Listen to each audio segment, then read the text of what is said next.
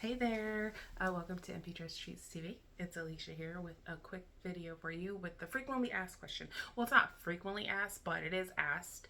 And when questions are asked, I do like to respond to them with a video just because someone else might ask that question later on and then they can watch this video. But also, it helps, you get more. You can say things better over like video or verbally than you can typing. So anyway, the question is, do you offer elastic replacement? So I used to do that. I used to offer the elastic replacement option, and basically what customers could do is they could mail their bonnet back.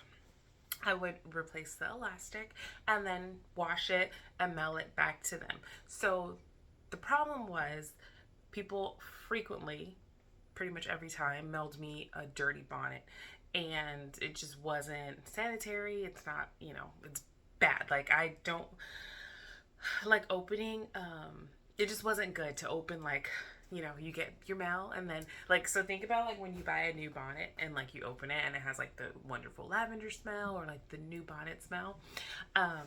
So imagine like the reverse, right? Like opening a bonnet that's filled with oils and just has, filled with hair products, and it has that smell. And it just wasn't very clean. It wasn't very sanitary. And so I stopped doing that. So, no, to answer the question, no, I do not offer elastic replacement options. You can feel free to take your bonnet apart and put like a shoestring or do some type of elastic in there, but I do not offer bonnet elastic replacement. The key to bonnet longevity is washing your bonnet, because oils do break down the elastic, and just washing it, hanging it to dry. That's like super key, because elastic breaks down.